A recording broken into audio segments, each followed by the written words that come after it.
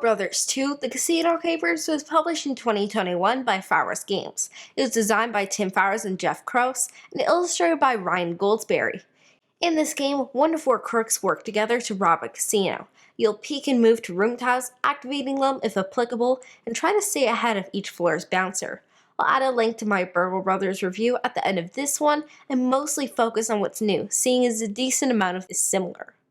To break it down, peek and move without getting caught, crack the safe, and escape. That's Burgle Brothers 2: The Casino Capers. Our games of Burgle Brothers 2: The Casino Capers take around 90 minutes, including setup and takedown. I'll touch on this more on What Do I Think, but I'd stick to weekends just in case you reach the finale. The game comes with vertical stands, and I'll touch on this later as well, but I don't recommend playing this way due to component quality. Instead, give yourself 3 by 4 feet for the central and player areas. With more players, the bouncer moves faster, but you cover more ground. You could find the bouncer trapping you more often, which is something I'll touch on during story time. Depending on the person, analysis paralysis can also be an issue. AP is when people freeze in making decisions. Finally, there can be quarterbacking. That's when somebody basically tells someone what they should do on their turn. In our 4th game of Burgle Brothers 2, I was the juicer, Dad was the Peterman, and Mum was the rook. We quickly found the owner's office, but some poker chips hurt us, and then Mum got cornered by the bouncer who blocked us in the central area.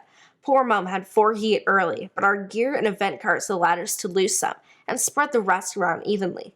Thanks to some lucky room locations, we were able to manipulate the bouncers a bit between floors and succeeded in cracking the safe. We worked hard as a team, risking a bit of heat, and we were able to escape through a 2nd floor window. Burgle Brothers 2: The Casino Capers art is by Ryan Goldsberry, meaning it looks amazing. The graphic design reminds me of the casino where Dice Tower West was held. Thankfully, no cigarette smoke, and is mostly very good. I do wish the cube counting spaces on room tiles stood out more.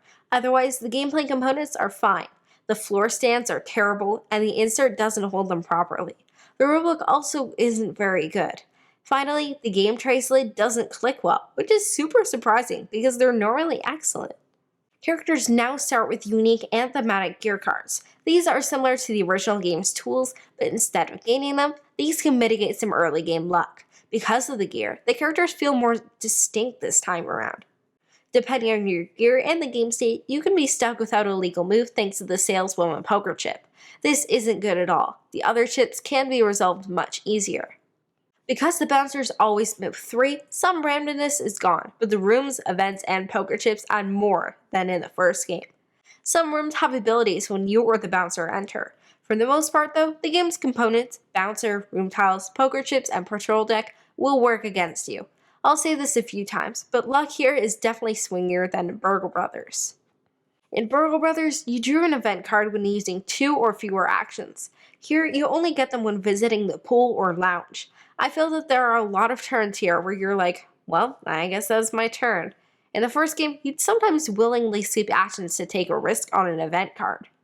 Safe cracking is different this time around. Now you find your moles, blue chips, and spend 2 actions to place a safe die in the owner's office. If you haven't found the room tile yet, place it with the mole, move the dice once the office is revealed. On the owner's office, spend an action to move a die to the safe. After rolling, 1 die is returned to the owner's office. This is pretty cool, in theory. It's more thematic, and you don't need to do it for multiple safes now, but it's another way that luck can take things out of your hands. Yes, there's more rolling than in the first game, but this is all over the place. The box is 60 minutes, but we found that just the gameplay takes at least that long. Setup and takedown combine for about 10 minutes. If your heist is successful, the finale adds, well, more time. If a family decides to play a 60-minute game after dinner, yet are stuck in a 90-minute one, it's gonna leave a bad taste.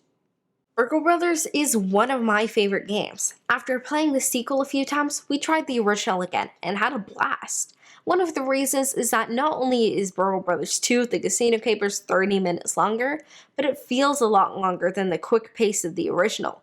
This is true even when doing the 3-floor heist in Burgle Brothers. This removes most of the push your luck and stealth parts, losing much of the tension and fun.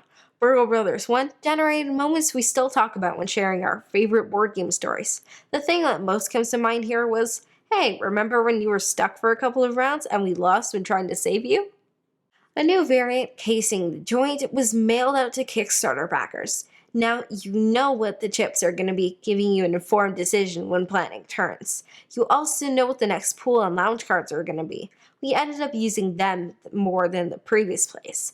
I found that we discussed things more with this so-called low luck variant. I will never play this game without the variant, but I still don't especially want to play with it. The double-sided card comes with a new finale, Bachelor Party. It's a pretty funny idea once my parents explained it to me. Gather drunks so that you can help them home safely, all the while sneaking out without making bouncers too suspicious. Unfortunately, like with the rest of the game, room layout and card draws can still hurt you and drag things out. Burgle Brothers 2 often seems twice as long as it should be. The first game, especially with 2 floors, often felt right. My mom said a combination of Burgle Brothers 1 and 2 would be an all-time favorite for her, and I think I agree. As it is, I don't see myself wanting to play this when a quicker and better version already exists.